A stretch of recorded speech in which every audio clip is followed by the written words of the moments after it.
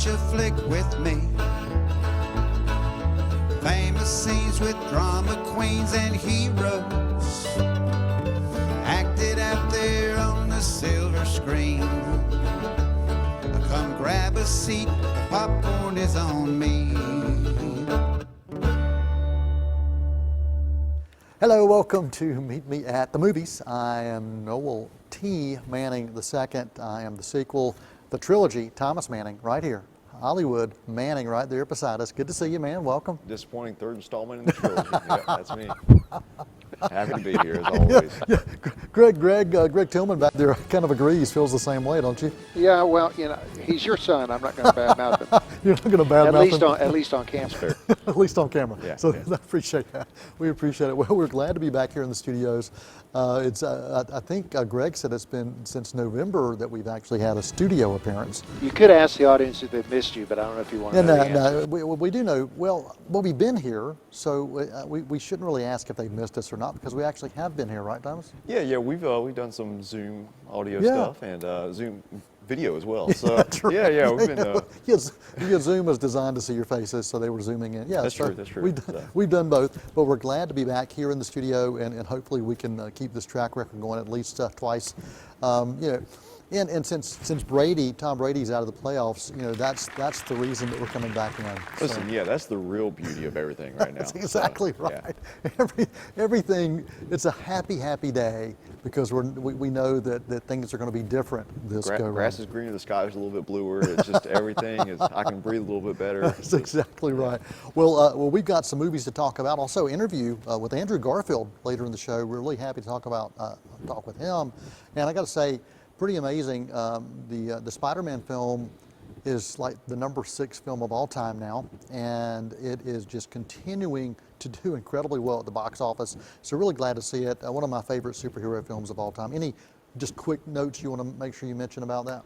Yeah, I think my love for Spider-Man No Way Home is very well documented. I've seen it 3 times now, and very stoked when it comes to VOD and physical media. But it's just one of the most ambitious crossover events. And you say that with Marvel like pretty much every year at this point, and they just keep finding a way to raise the bar. And what they do with multiple universes of Sony Spider-Man, bringing it into the Marvel Cinematic Universe, it's phenomenal. It really is. And Mr. Tillman actually enjoyed this as well, didn't you, man?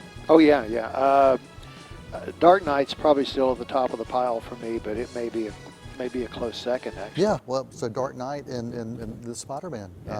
Top 2 for Mr. Tillman. Well, let's talk about a film that is part of a franchise. It's a prequel. It's The King's Man. And if you are into stylistic violence and alternative history, this may be the type of film you would be diving into. Let's get your thoughts on this, Thomas. Yeah. So this is directed by Matthew Vaughn. He directed the other 2 Kingsman movies. He also directed Layer Cake with Daniel Craig, which was probably the role that got Daniel Craig and propelled him into the James Bond role. And also Matthew Vaughn directed X-Men First Class, which we were just talking about the other day. So you mentioned the action and the stylistic violence, and that's the first thing you notice with this movie and with this franchise.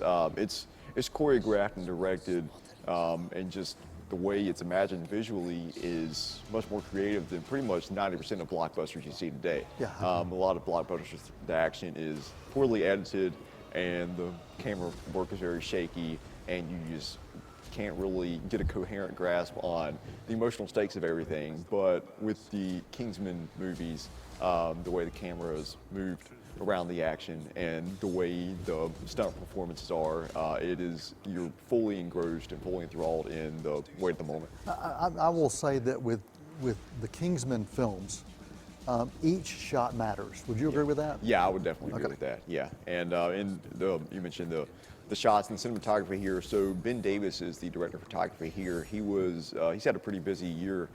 He was director of photography on Clint Eastwood's Cry Macho last year. Macho! Macho? Oh, sorry. I thought you were asking me to cry. Macho. Yeah. That's fine. Well, we're going to roll with that. Yeah. But Ben Davis was also the DP on Chloe Zhao's The Eternals Marvel film. So, busy year for him. And so this definitely has a lot of distinctive visual flair to it in comparison to a lot of the blockbusters and action films today. So got to give props to Ben Davis for that.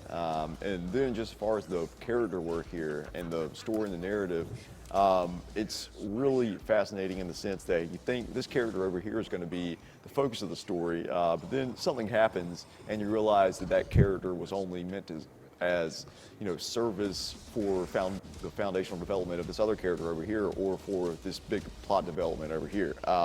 And they pull this at least a few times where you think you're going to see everything through the eyes of someone over here or through the eyes of this situation, and then they just completely shift focus, and the narrative goes off in a completely different trajectory. And whoever you think the story's about, or whatever you think it's about, nothing is safe.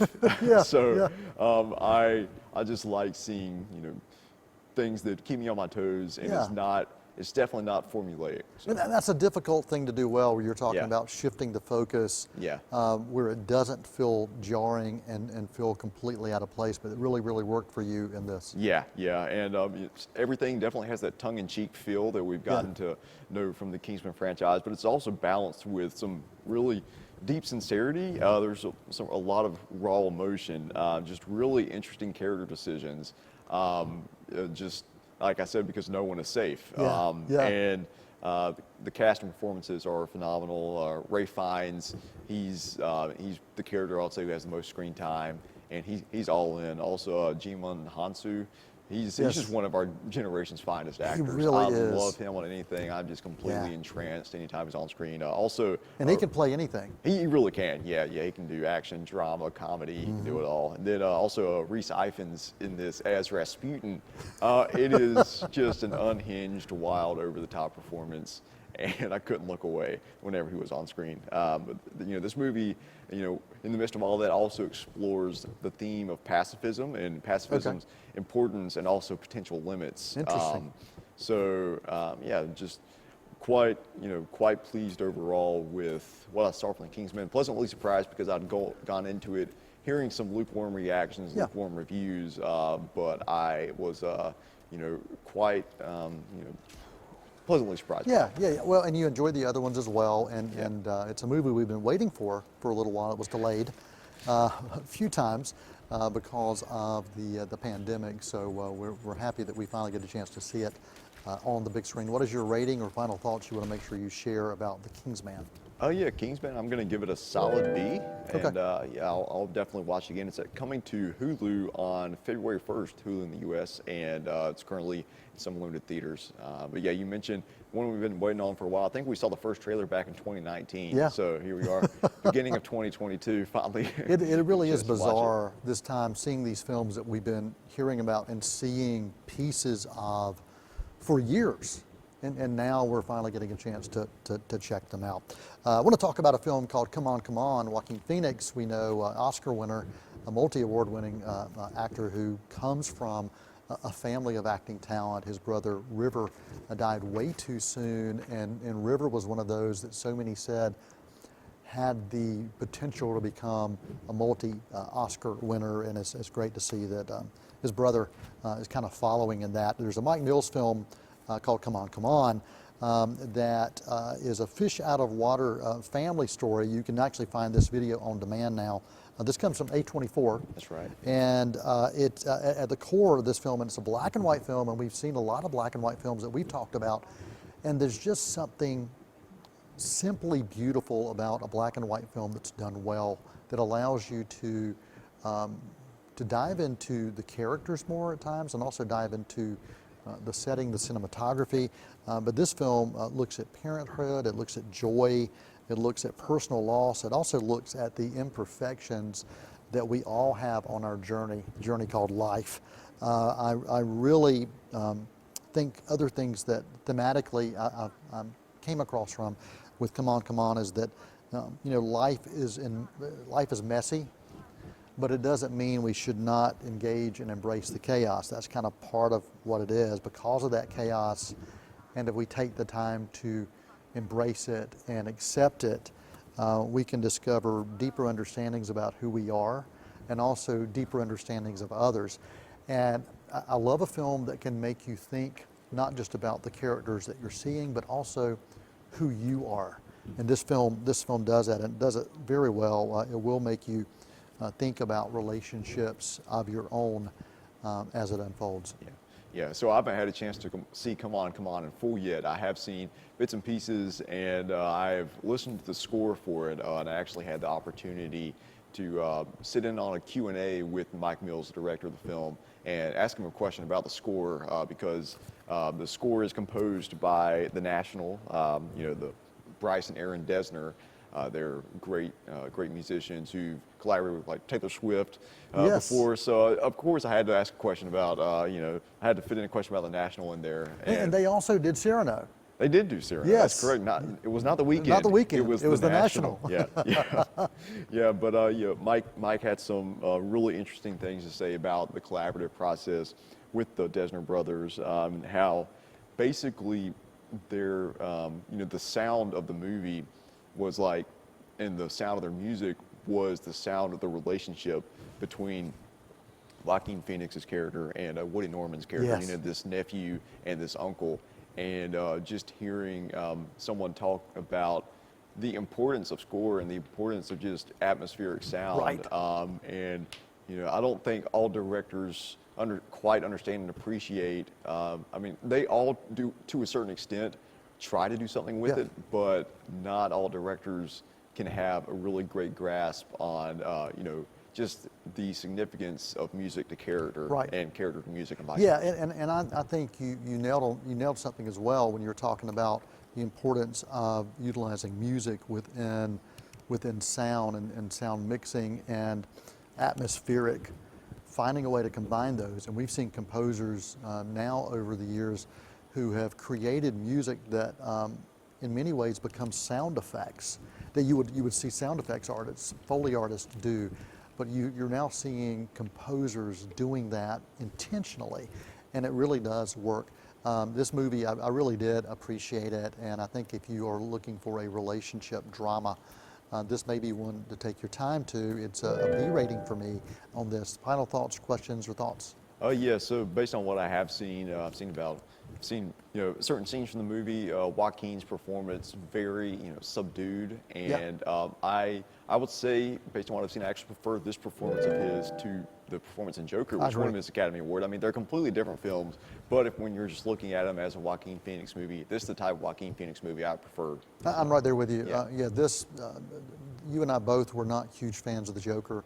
I mean, he did an amazing performance, but the film itself had some issues. I had some issues with the film itself, but he was fine in it. But this felt grounded in reality, and that really did work for me. The movie is Come On, Come On. You can now find that video on demand wherever you decide to choose that and do that. We are going to be taking a quick intermission right here on Meet Me at the Movies. I'm Noel T. Manning II, back there on Mission Control.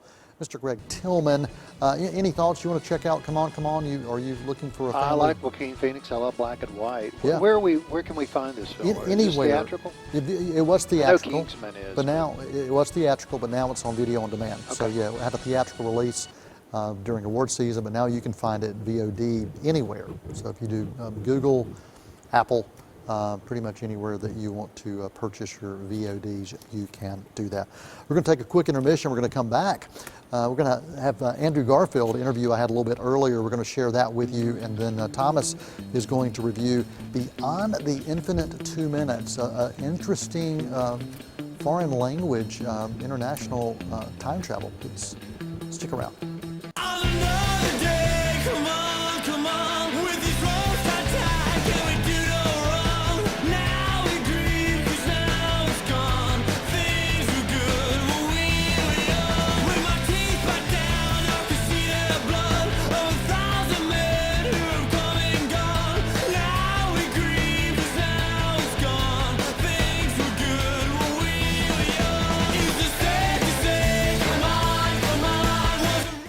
Fact: COVID-19 vaccines are safe and effective. Millions of doses have already been given in the United States, and these vaccines have the most intensive safety monitoring in U.S. history. If you have questions, get answers from a reliable source, cdc.gov. Hi, I'm Megan Pope, your host of Woman to Woman, a show about women for women. Each month, we feature guests that highlight topics that focus on self-care, health, and well-being, and a variety of other topics for women young and well-seasoned here in Cleveland County. So join me right here on Woman to Woman on C19 TV and C19.tv, a broadcast service of Cleveland Community College. Won't you come and meet me at the movies? Won't you come and watch? Hi, and welcome back into Meet Me at the Movies. We're happy to say that Noel recently had the opportunity to interview Andrew Garfield about Tick, Tick, Boom, and Andrew definitely has a shot to be nominated for an Academy Award for this film. Incredible performance, and I know Noel was very excited to be able to take part in that quick conversation with him, so I hope you guys enjoy. Here it is. Hello, Andrew. Good to see you, man. Andrew Garfield, man. So good to have you here with us on Meet Me at the Movies. Truly appreciate it, man. Nice to see you, Noel. Thank you so much for having me. Oh, wow, man. What a crazy, awesome year for you. Looking at you hanging out as Jim Baker and then Tick, Tick, Boom. And you're seeing you take on these true life roles and maybe some other roles that you'll be able to crawl around in later in the year. We'll have to wait and see on that. Spider-Man does whatever a spider can. Spins a web any size, catches thieves just like flies. Look out, here comes the Spider-Man. But I wanted to ask you how your real life approach to artistic pursuits is different or similar to John in Tick, Tick, Boom. Oh yeah, it's a great question. It was something that I thought about a lot in the preparation of the character and in playing, because he is the kind of the farthest extreme of like a kind of religious monk-like devotion to one's dream and to one's creativity, almost as if he's being kind of governed by the theater muses, and that he doesn't get to sleep at night because he's being haunted by the songs that he's being tasked with to sing, and the stories that he's been tasked with to tell, and the heartbreak of the world that he can feel all too deeply. It is as if he has this kind of genius calling that's always calling to him to write, to sing, to play.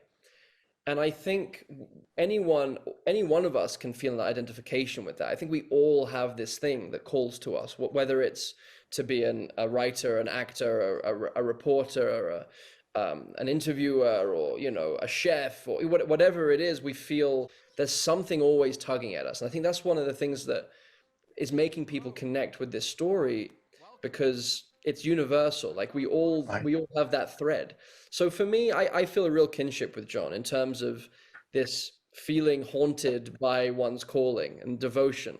Wow.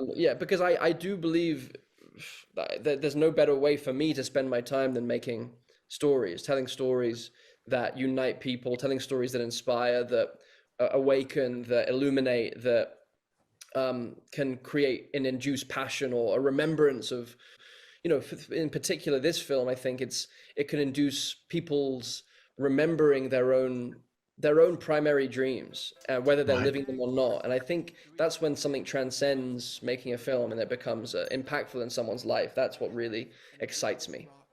Well, when I think about you talking about these connections and how you feel this connection, was there anything that, now that you've had a chance to walk back, take a look at that final cut, is there anything that this role taught you about yourself, either the character or your interpretation of the character?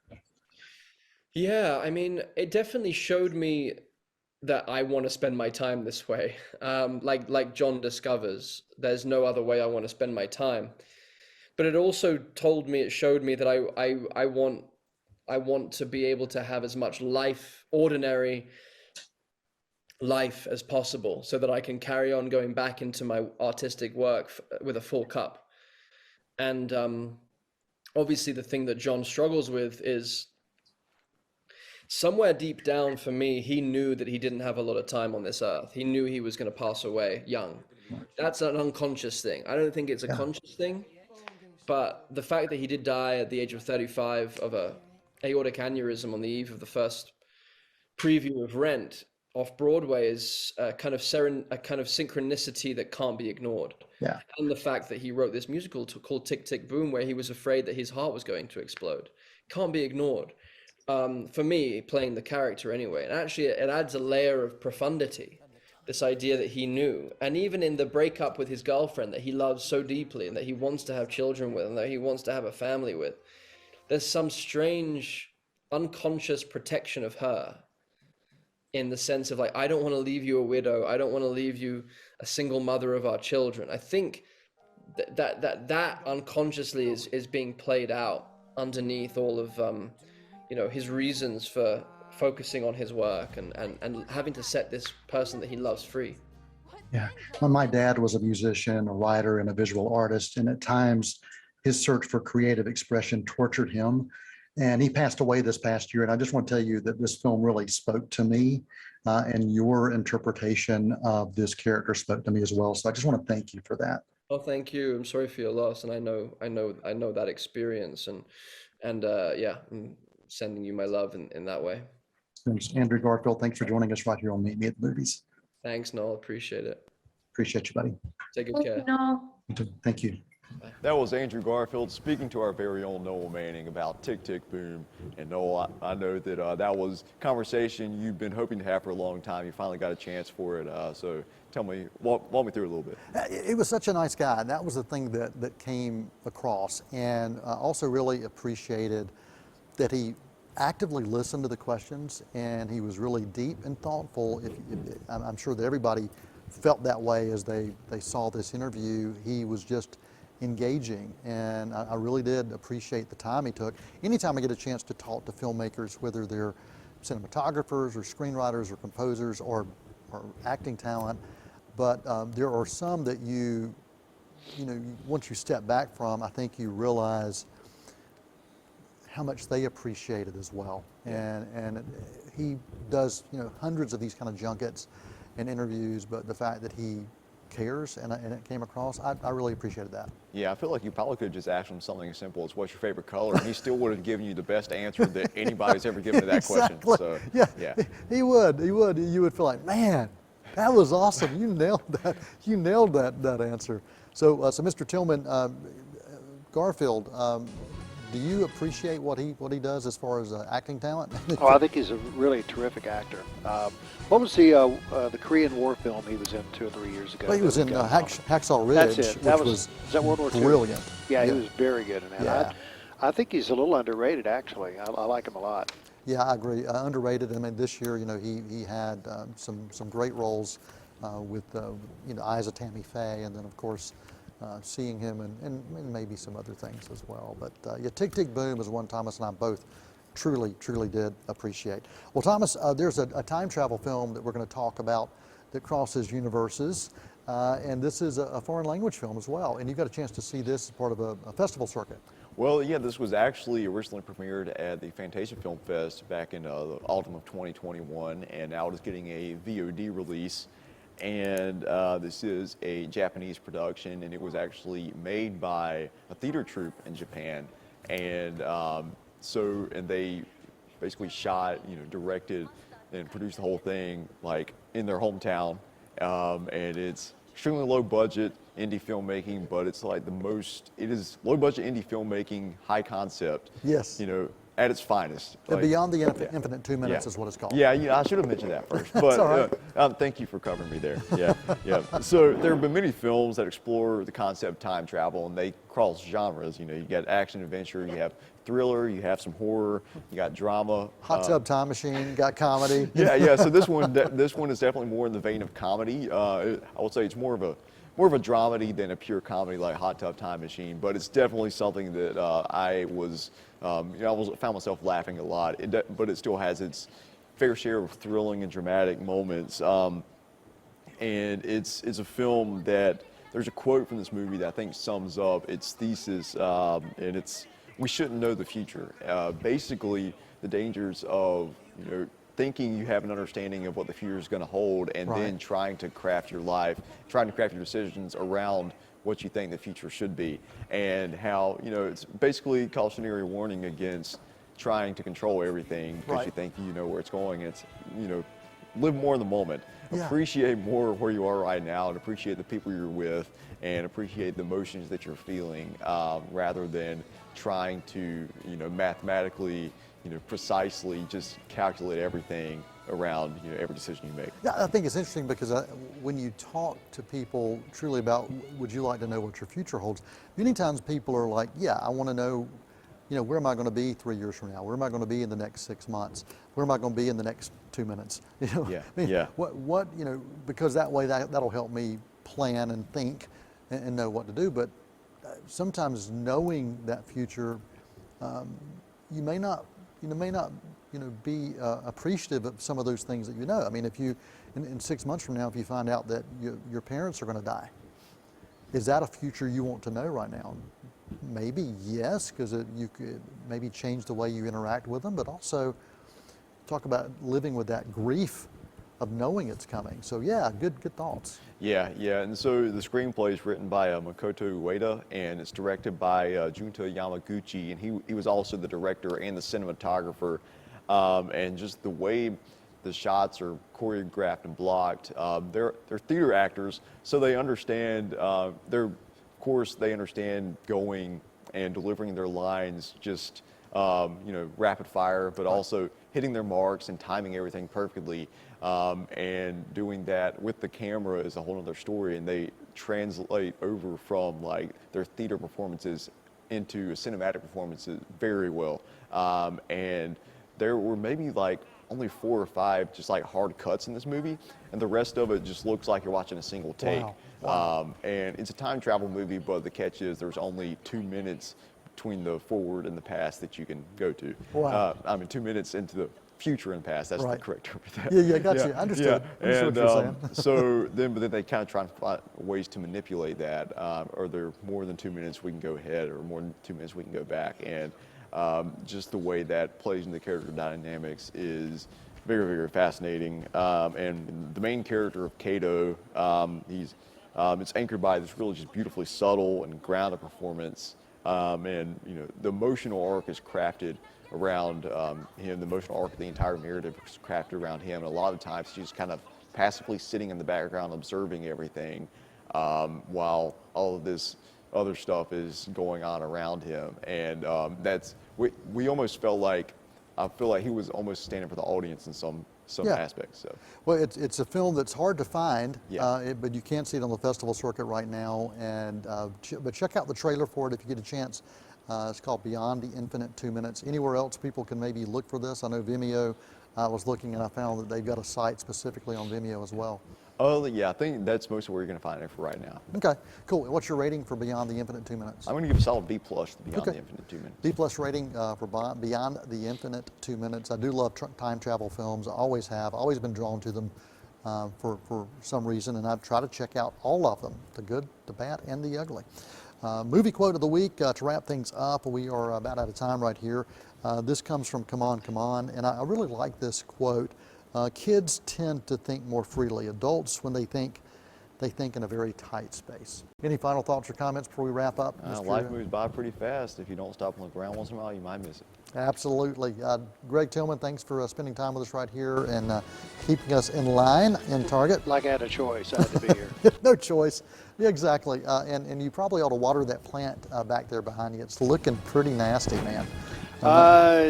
It's the only kind of plant that I can cohabit with. It's fake. It's a fake plant. Okay, well, there you go. Water it anyway. It'll be happy. Thanks for joining us right here on Meet Me at the Movies. We really appreciate you. And next week we're going to be talking about Moonfall. And hopefully we'll be able to talk about the book of Boba Fett. So till next time, for Meet Me at the Movies, I'm Noel Manning II for Thomas Manning and Greg Tillman and all the cast and crew. That's a wrap.